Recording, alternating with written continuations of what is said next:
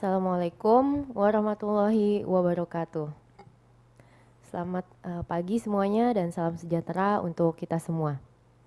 Jadi setelah kita mengikuti keseluruhan rangkaian kuliah, maka pada modul kali ini kita akan mereview materi dari awal sampai akhir. Ya, kita semua telah mengetahui bahwa pertumbuhan sequence dan anotasi gen berkembang dengan sangat cepat secara eksponensial. Maka untuk mengatasi hal tersebut, hadirlah bioinformatika sebagai sistem manajemen yang menggunakan metode matematik, statistik, dan komputasi untuk menyelesaikan masalah-masalah biologis dengan mengatur informasi biologi molekuler, yaitu DNA dan sekuens asam amino. Dari sekian banyaknya bidang kajian yang dipelajari dalam bioinformatika seperti yang Anda dapat lihat pada slide, grup kami memfokuskan diri untuk mempelajari drug design dan 3D modeling. Jadi materi yang selama ini kita pelajari tentu adalah materi yang mengarah pada drug design dan 3D modeling. Dan keep in mind, perlu diingat, karena kita telah ketahui bahwa bioinformatika adalah ilmu yang terintegrasi dengan cabang ilmu lain, seperti matematika dan statistik. Namun kita tidak mendalami hardcore computer science atau programming.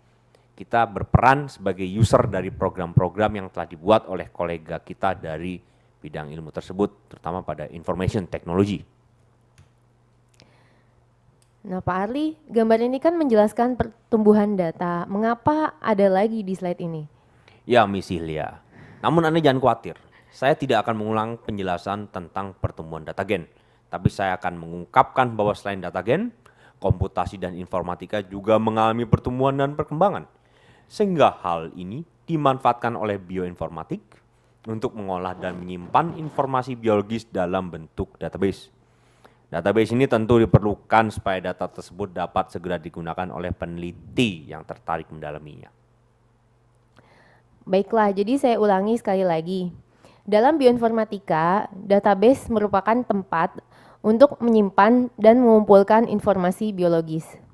Informasi biologis yang disimpan tersebut bisa berupa sekuens nukleotida, protein, dan lain-lain. Informasi biologis tersebut disediakan oleh berbagai macam repositori. Untuk informasi tentang database sekuens nukleotida, repositori yang umum digunakan adalah GenBank dari NCBI, EMBL dari ABI, dan DDBJ. Sedangkan untuk protein, repositori yang umum adalah PDB atau Protein Data Bank RSCB. Berikut adalah repositori lain yang telah kita ketahui sebelumnya pada materi navigasi dan database seperti Anda bisa lihat pada tautan pada slide. Oh ya Pak Ali, dalam menyimpan data dari database harus diperhatikan juga formatnya. Karena format dalam menyimpan data itu macam-macam. Namun format yang biasa digunakan adalah format FASTA. Iya, betul sekali Miss Hilya. Baiklah, jadi setelah kita mendapatkan sequence baik gen atau DNA maupun protein dari database, jika kita ingin mendapatkan prediksi struktur dan fungsi dari sequence tersebut, kita dapat melakukan sequence similarity searching atau pencarian persamaan sequence. Jadi kita mencari kesamaan dari beberapa sequence. Selain itu, sequence similarity searching juga berguna untuk mengidentifikasi sequence yang tidak diketahui fungsinya, yang kita dapatkan dari eksperimen di wet lab. Kemudian pencarian ini juga diperlukan untuk membandingkan gen baru dengan gen lain yang sudah ada pada spesies yang berbeda. Nah, jika pada similarity searching kita melakukan pairwise alignment, di mana kita membandingkan gen baru dengan gen yang sudah diketahui. Jika kita ingin membandingkan gen-gen yang sudah diketahui dengan bermacam gen dari berbagai macam spesies, kita bisa melakukan multiple sequence alignment. Dengan melakukan hal ini, kita dapat mensejajarkan lebih dari 2 sequence dalam satu waktu. Berarti multiple sequence alignment itu berbeda dengan similarity searching. Multiple sequence alignment ini dapat dilakukan dengan menggunakan cluster omega, di mana hal ini sudah kita praktekkan pada materi yang sebelumnya. Data yang diperoleh dari multiple sequence alignment diantaranya adalah data residu atau nukleotida atau asam amino yang lestari pada sequence tersebut dan struktur sekunder pada entry yang dimasukkan. Aplikasi multiple sequence alignment sangatlah banyak, mulai dari studi filogenetik, identifikasi gen, identifikasi struktur RNA, dan lain-lain.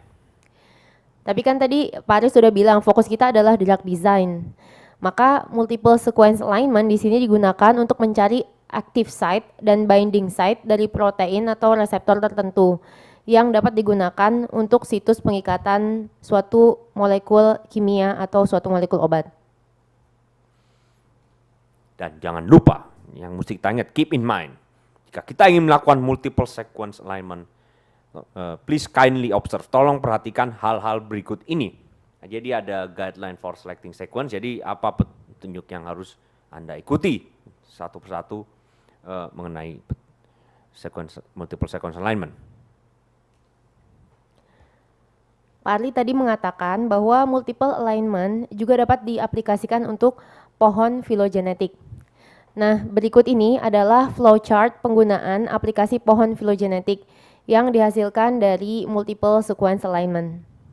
Pohon filogenetik digunakan untuk mewakili hubungan evolusi antara organisme yang dipercaya memiliki kekerabatan. Dan seperti yang telah kita pelajari sebelumnya, dari beberapa jenis pohon filogenetik, rooted tree merupakan pohon filogenetik yang biasa digunakan dalam bioinformatika. Cara pembuatannya serta program yang digunakan pun juga telah kita pelajari sebelumnya. Jadi diharapkan melalui ulasan-ulasan materi ini, kalian bisa mengingat kembali materi-materi yang telah kita pelajari. Baik, teman-teman mahasiswa dan Pak Arli, tadi kita telah membahas mengenai hal-hal apa saja yang dapat kita eksplorasi melalui bioinformatik dan metode-metode yang dilakukan untuk mendapatkan serta membandingkan sequence dalam bioinformatik yang ditandai oleh tanda panah berwarna biru di sini. Namun kita menyadari bahwa ilmu pengetahuan itu ibarat lingkaran yang akan selalu berkaitan antara yang satu dengan yang lain. Jadi jika kita flashback, adanya sequence-sequence yang tersedia pada database sehingga dapat dibandingkan atau digunakan dalam penelitian, itu adalah merupakan hasil dari analisis sequence yang telah dilakukan sebelumnya. Dan untuk sequence yang belum diketahui, analisis sequence juga dapat dilakukan untuk memperbaharui data atau menambah data yang ada. Selain itu, jika kita ingin menganalisis sequence secara lebih dalam, kita dapat melakukan modifikasi genotip dan fenotip suatu organisme melalui in silico molecular tools seperti yang ditunjukkan oleh tanda panah ungu pada slide berikut ini. Alat yang digunakan dalam melakukan analisis sequence, dalam hal ini analisis nukleotida, adalah PCR yang merupakan kependekan dari polymerase chain reaction. PCR merupakan alat yang sangat penting untuk analisis nukleotida. PCR bermanfaat untuk mengamplifikasi DNA dalam jumlah besar ya, dalam kuantitas mikrogram dari kuantitas yang sangat kecil, pikogram, atau dengan kata lain bisa melakukan amplifikasi sampai sekian miliar kali. Kemudian PCR juga bermanfaat untuk banyak hal lainnya seperti yang telah kita pelajari sebelumnya. Oh iya, misilya? Ya. Komponen apa saja yang kita perlukan untuk melakukan PCR? Jadi komponen yang kita perlukan untuk melakukan PCR adalah sebagai berikut. Bisa dilihat di slide. Yang pertama adalah DNA yang memiliki sequence target untuk dikopi. Lalu yang kedua adalah DNA polimerase yang termofil atau tahan panas. Lalu yang ketiga adalah keempat nukleotida trifosfat atau NTP. Selanjutnya adalah buffer, lalu 2 molekul DNA single strand sebagai primer, lalu tabung reaksi yang berukuran mini, dan yang terakhir adalah thermal cycler. Thermal cycler ini adalah alat untuk mengatur temperatur selama dilakukan proses PCR. Itulah komponen yang kita perlukan dalam melakukan PCR. Nah, mungkin Pak Ari berkenan untuk menjelaskan prinsip kerjanya. Oke, mari kita lihat. Nah, untuk prinsip kerja, terdapat beberapa langkah kerja dalam PCR. Yaitu yang pertama adalah denaturasi DNA double strand menjadi single strand. Langkah kedua, yang dapat kita perhatikan pada langkah annealing, maka primer akan menempel menuju template. Ujung 3' menempel pada 5'. Langkah ketiga adalah perpanjangan strand kedua, di mana primer menggunakan DNTP untuk memperpanjang strand tersebut dengan dikatalisis DNA polimerase. Kita dari penjelasan Pak Ari tersebut kita sudah mengetahui prinsip kerja PCR. Dari penjelasan tersebut dapat diketahui bahwa amplifikasi template DNA dengan PCR berlangsung secara eksponensial, seperti yang dapat kita lihat pada gambar dan materi yang telah kita pelajari sebelumnya. Miss Hilya dan teman-teman mahasiswa, tadi kita telah mengetahui komponen dan prinsip kerja PCR. Dari penjelasan tersebut kita melihat bahwa primer merupakan komponen yang cukup penting. Ya, benar sekali. Primer sangat penting karena diperlukan untuk DNA polimerase untuk menginisiasi replikasi. Tanpa primer, DNA polimerase tidak dapat menginisiasi proses replikasi. Selain itu, ada beberapa karakteristik primer yang seyogyanya kita ketahui. Pertama, PCR primer haruslah pendek dan berupa molekul DNA single strand antara 15 sampai 40 base pair. Kedua, mereka dikembangkan secara komersial dan dapat diorder dengan menyesuaikan sequence DNA apapun. Ketiga, primer adalah spesifik terhadap sequence karena mereka hanya akan mengikat pada sequence tertentu di genom. Keempat, jika kita mendesain primer yang lebih panjang, maka primer tersebut akan menjadi lebih selektif. Baik, jadi berikut ini adalah situs-situs yang dapat digunakan untuk merancang primer, sebagaimana yang telah kita pelajari sebelumnya. Oke, baiklah. PCR digunakan untuk mengamplifikasi DNA. Tapi jika yang kita miliki adalah RNA seperti virus, yang merupakan virus RNA, bagaimana caranya? Nah, jika demikian kasusnya, maka kita dapat menggunakan reverse transkriptase PCR atau RT-PCR. Karena enzim reverse transkriptase dapat membuat salinan DNA atau cDNA dari template RNA atau mRNA. Baiklah, itu tadi tentang reverse transkriptase PCR. Lalu bagaimana dengan real-time PCR ini yang jika disingkat sama-sama singkatannya jadi RT-PCR juga? Tapi ternyata dua ini yang berbeda. Seperti apakah bedanya Pak Ali? Ya, itu tentu saja sangat berbeda Miss Hilya. Oke, kalau real time PCR, ini adalah PCR yang menggunakan teknik kuantitasi DNA dan RNA. Reaksi pada PCR ini dikarakterisasi oleh suatu titik waktu tertentu selama siklus amplifikasi produk pertama PCR itu terdeteksi. Berikut ini adalah sumber-sumber yang bisa Anda gunakan untuk mendapatkan rancangan primer yang Anda dapat langsung gunakan untuk desain primer real-time PCR. Jadi kita telah mengingat kembali bahwa untuk mengamplifikasi DNA, hal yang dilakukan adalah dengan menggunakan PCR. Lalu bagaimana jika kita ingin memperoleh kumpulan salinan sequence DNA yang identik? Jawabannya adalah dengan cloning gen. Jika pengertian cloning gen adalah menghasilkan produk dari satu sel atau molekul yang memiliki sifat yang sama, artinya cloning gen itu adalah menghasilkan gen yang memiliki sifat yang sama dengan asalnya. Melalui cloning gen inilah, modifikasi genotip dan fenotip yang tadi telah disebutkan dapat dilakukan.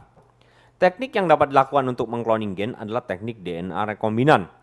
Melalui teknik ini kita dapat memperoleh salinan produk ya dalam hal ini gen yang banyak. Nah, berikut adalah skema yang menjelaskan proses dasar cloning gen. Tahapan dari proses tersebut telah kita pelajari pada pertemuan terdahulu.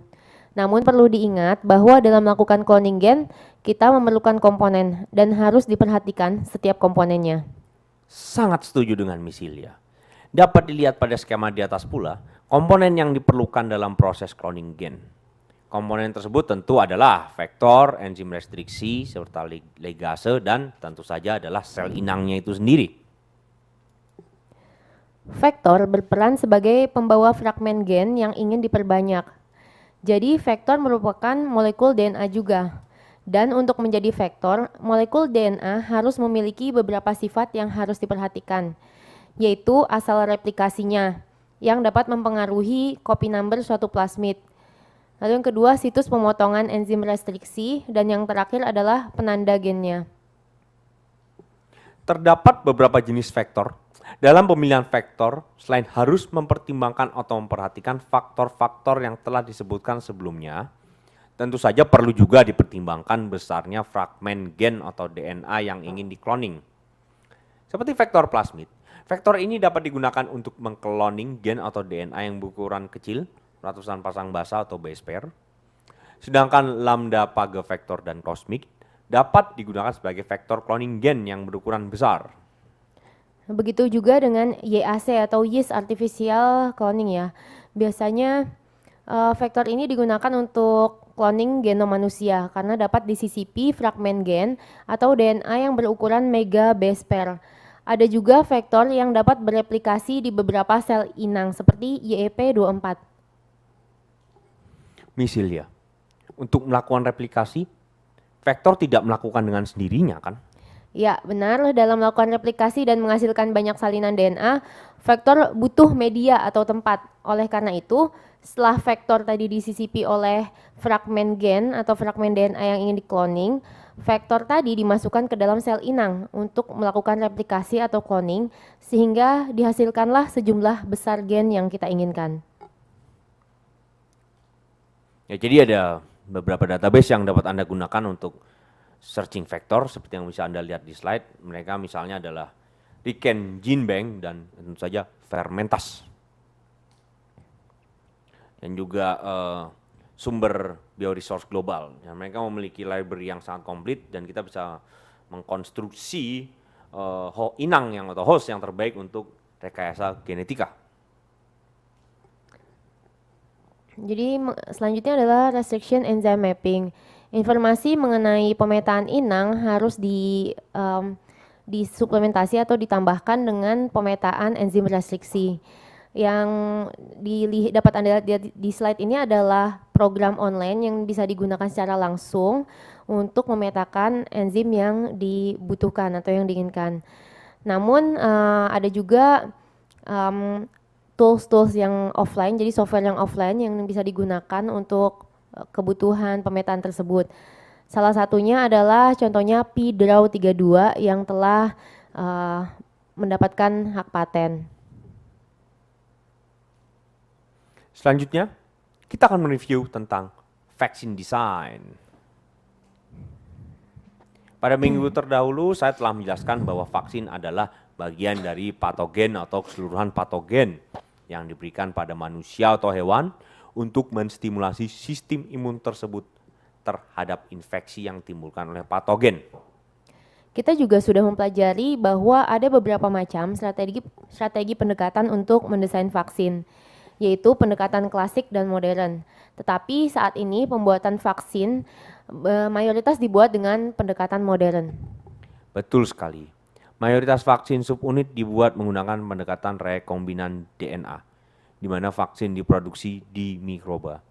Jika dulu pembuatan attenuated strain dilakukan dengan cara mengubah kondisi pertumbuhan patogen, maka untuk genetically modified attenuated strain yang diubah adalah gennya. Selanjutnya, saat ini pendekatan bioinformatik sangat populer digunakan untuk mendesain vaksin subunit. Salah satu pendekatan modern yang banyak digunakan saat ini adalah dengan mendesain epitope. Dan epitope ini adalah sequence yang spesifik pada antigen yang dikenali oleh komponen respon imun. Nah, keuntungannya apa saja sih untuk vaksin yang berbasis epitope? Jadi keuntungan vaksin yang berbasis epitope itu ada beberapa macam, diantaranya adalah lebih aman dibandingkan dengan vaksin yang dibuat dengan cara membunuh patogen. Lalu dapat menargetkan epitope yang konserv atau lestari dalam berbagai macam patogen yang bisa bermutasi secara cepat. Jadi dalam hal ini bioinformatik dapat digunakan untuk memilih kandidat protein dan epitope itu sendiri. Epitope memiliki beberapa tipe. Di antaranya pertama, epitope B yang dikenali oleh antibody. Kedua, epitope T helper yang dikenali oleh sel T helper. Yang ketiga, dan epitope CTL yang dikenali oleh limfosit sitotoksik T. Untuk bisa membuat vaksin yang berbasis epitop, kita harus memprediksi bagian antigen dari patogen yang dapat dikenali oleh sistem imun. Kita juga harus memprediksi epitop yang dapat dikenali oleh CTL atau MHC kelas 1 dan helper atau MHC kelas 2 serta antibody. Pada slide berikut ini tampak beberapa software yang sudah kita gunakan untuk memprediksi epitop sel B dan sel T. Berikut ini adalah referensi yang bisa Anda gunakan sebagai acuan untuk pendalaman materi.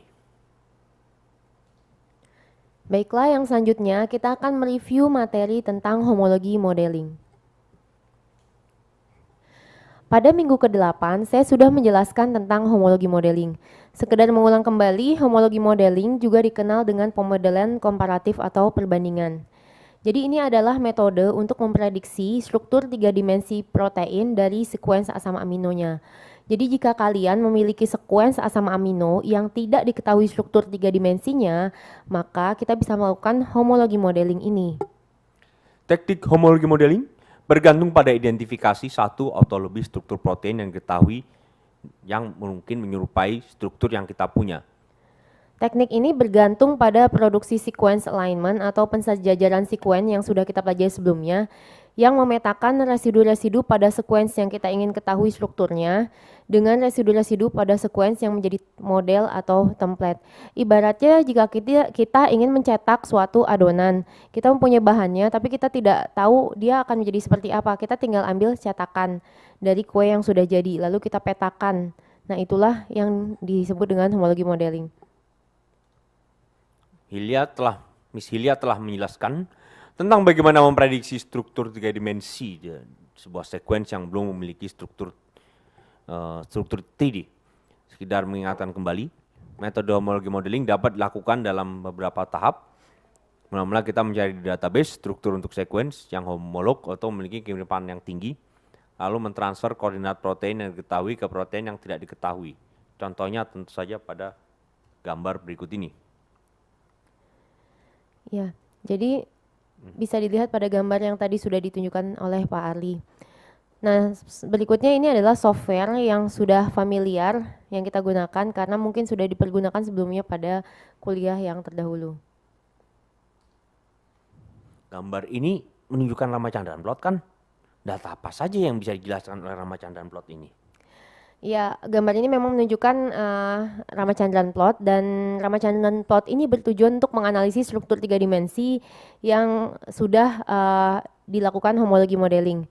Berdasarkan hasil analisis dari plot Ramachandran, kadangkala dijumpai perbedaan antara struktur 3 dimensi yang dihasilkan melalui percobaan dengan menggunakan X-ray dan NMR melalui lab basah dengan yang dihasilkan melalui homologi modeling atau lab kering ya. Struktur yang dihasilkan melalui homologi modeling bisa saja memiliki residu yang tidak diperbolehkan oleh Ramachandran plot, sehingga harus dimodelkan ulang atau diinvestigasi lebih lanjut. Nah, berikut ini adalah acuan untuk mendalami materi homologi modeling. Mari kita lanjutkan ke topik berikutnya, yaitu mengenai molecular docking and dynamic simulation. Jadi seperti yang sudah kita bahas sebelumnya, pengembangan obat-obatan saat ini mengalami tantangan yang cukup serius dikarenakan meningkatnya biaya dan lamanya waktu yang dibutuhkan untuk menemukan satu obat. Juga ketatnya persaingan antara perusahaan-perusahaan farmasi yang berbeda. Saat ini telah tersedia banyak teknologi untuk membantu mempercepat dan memperbaiki proses penemuan dan pengembangan obat tersebut. Misalnya dalam mengisolasi protein, dapat digunakan bidang protein, genomik, proteomik, dan biopharmaceuticals untuk memproduksi lebih banyak target yang tentu saja lebih personalized. High throughput screening yang berguna untuk menapiskan bioaktivitas ratusan ribu senyawa dalam sehari terhadap protein target itu juga dapat dilakukan. Namun, sudah tersedia sekarang teknologi virtual screening yang menggunakan komputer untuk prediksi aktivitas lead compounds, kombinasi kimia kombinatorial untuk memproduksi sejumlah besar senyawa secara cepat. Pemodelan molekul menggunakan komputer untuk memperbaiki aktivitas dari senyawa dapat dilakukan juga. Yang juga tak kalah penting adalah pemodelan admetox, suatu obat secara in vitro dan in silico yang dalam hal tersebut memerlukan model jaringan dan model komputer yang dapat menggantikan uji terhadap hewan. Ya, bisa kita lihat di slide ini apa yang sudah dijelaskan oleh Pak Ari barusan. Dan metode-metode tersebut biasa dikenal dengan CADD atau Computer Aided Drug Design atau desain obat dengan bantuan komputer. Betul, tapi fungsi penggunaan metode tersebut tidak hanya itu saja. Ya, jadi penggunaan metode CAD ini bisa digunakan juga untuk menguji, mengevaluasi, dan membandingkan struktur molekul yang kompleks, lalu memodifikasi struktur dan menguji konsekuensi geometrik dan energetika dari suatu modifikasi tertentu terhadap senyawa obat tertentu. Lalu melakukan analisis konformasional dari suatu senyawa dan untuk membuat atau mengkonstruk suatu makromolekul. Fungsi lainnya yaitu untuk mendocking suatu molekul kecil ke molekul yang besar, untuk memetakan farmakofor dari suatu kelompok senyawa atau ligan, untuk menganalisis hubungan antara struktur kimia dan aktivitas biologis, dan untuk memprediksi aktivitas senyawa atau analog sebelum melakukan sintesis senyawa. Nah, sekarang kita mulai masuk tentang docking. Jadi, apa itu docking dan kenapa harus menggunakan docking serta bagaimana cara mendocking? Oke, sabar-sabar. Mari kita mulai dari pertanyaan pertama dulu. Docking berguna untuk memprediksi konfigurasi dan energi optimal antara dua molekul. Mengapa harus docking? Asumsinya, komponen yang bisa didocking dengan baik artinya dapat berikatan satu sama lain. Hal ini sangat berguna dalam mendesain obat di mana obat menargetkan suatu molekul tertentu. Bagaimana caranya? Yaitu dengan mengubah orientasi molekul sehingga ditemukan interaksi yang terbaik. Pose pengikatan yang terbaik adalah yang memiliki energi pengikatan minimal. Lalu, molekul apa saja yang bisa kita gunakan untuk docking ini? Kita dapat melakukan docking antara protein-protein, protein dengan DNA atau dengan RNA, asam nukleat ya, atau antara protein dengan ligan atau senyawa yang kecil. Tentu saja dalam perkuliahan ini kita akan fokus pada docking protein dan ligan yang sangat berguna dalam desain dan pengembangan obat menggunakan metode CADD. Oke, berikut ini adalah contoh docking antara protein dengan protein. Ada beberapa macam gaya intermolekular yang terlibat di sana seperti van der Waals, ikatan hidrogen, dan gaya elektrostatis. Nah, di gambar ini contoh dari interaksi apa, Pak Arli? Oke, baik, akan saya jelaskan. Gambar ini merupakan contoh docking untuk protein dan ligan. Jika ingin mendesain suatu obat untuk penyakit tertentu, mula-mula kita harus mencari tahu protein targetnya apa. Lalu kita gunakan senyawa yang didapat dari protein database senyawa sebagai ligannya. Protein target dan ligan tersebut kemudian di-docking. Dari sejumlah senyawa tersebut akan ada kemungkinan beberapa senyawa yang terkait ke sisi aktif dari protein. Jadi pada pertemuan sebelumnya kita telah mengetahui bahwa kita membutuhkan 3 data untuk melakukan docking, yaitu ligan, protein, dan sisi aktif dari protein. Apa itu binding site? Apa itu pose? Apakah sama kedua istilah tersebut? Jadi binding site atau sisi pengikatan itu merupakan bagian dari protein tempat terikatnya ligan. Biasanya merupakan celah pada permukaan protein. Sisi pengikatan ini dapat diidentifikasi dengan melihat struktur kristal dari protein yang terikat dengan inhibitor yang sudah diketahui. Sedangkan pose atau mode pengikatan merupakan geometri dari ligan pada sisi pengikatan. Geometri ini meliputi lokasi, orientasi, dan konformasinya. Yang perlu diingat adalah docking protein dengan ligan bukanlah mengenai identifikasi sisi pengikatan. Salah satu software yang sering digunakan untuk docking adalah MOE. Teman-teman juga sudah menggunakannya, bukan? MOE memiliki berbagai pilihan force field yang berguna dalam simulasi biopolimer, seperti protein dan asam nukleat, molekul kecil, kristalografi, karbohidrat, dan juga mendukung pemodelan molekul yang sederhana. Berikut ini adalah referensi untuk molecular docking.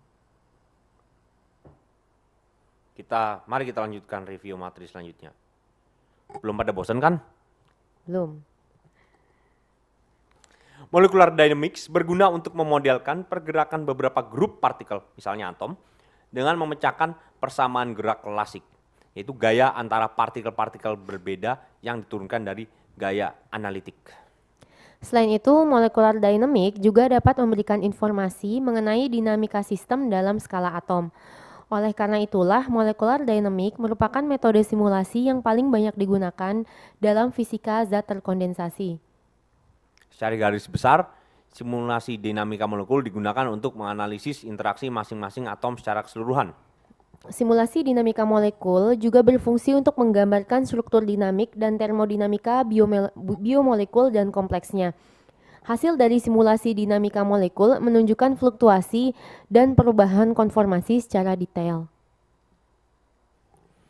Nah, apakah simulasi dinamika molekul ini memproduksi hasil yang realistik atau tidak, pada akhirnya bergantung pada model gaya, tanpa memperhatikan karakteristik dan algoritma dalam kode simulasi, seperti integrator, kontrol tekanan, suhu, dan lain-lain. Betul sekali. Inti dari berbagai skema dinamika molekul adalah model gaya yang digunakan untuk menggambarkan interaksi atom secara analitik. Jadi apakah model gaya atau force model itu? Model gaya atau force model juga merupakan bagian yang paling intensif secara komputasional dari sebuah kode simulasi dinamika molekul yang membutuhkan waktu 95% dari total waktu simulasi. Force model atau model gaya ini juga bisa disebut dengan fungsi potensial atau force field. Sebagaimana halnya dengan metode komputasi lainnya, dalam molecular dynamic kita perlu menemukan kesepakatan yang baik antara akurasi, skala dari sistem yang dipelajari, dan waktu nyata yang digunakan. Biasanya simulasi dinamika molekul yang umum mencakup 10 pangkat 2 sampai 10 pangkat 8 atom dan dalam rentang waktu 10 pikosecond sampai 100 nanosecond. Berikut ini adalah contoh simulasi force field mekanika molekul dari lipid membran yang terdiri dari 256 lipid yang masing-masing memiliki 50 atom ditambah dengan 7.000 atom H2O molekul H2O sehingga totalnya kurang lebih 34.000 atom. Kontrol suhu dan tekanan interaksi elektrik jarak jauh digunakan dalam hal ini. Dan total waktu simulasinya adalah 100 nanosecond, kurang lebih sekitar 1 bulan menggunakan komputer supercluster baru dengan prosesor 4 prosesor paralel yang bekerja. Bagi teman-teman yang ingin mempelajari lebih jauh, tentu referensi-referensi ini bisa dijadikan acuan. Next topic. Beberapa minggu sebelumnya, saya sudah mengulas mengenai epigenetik.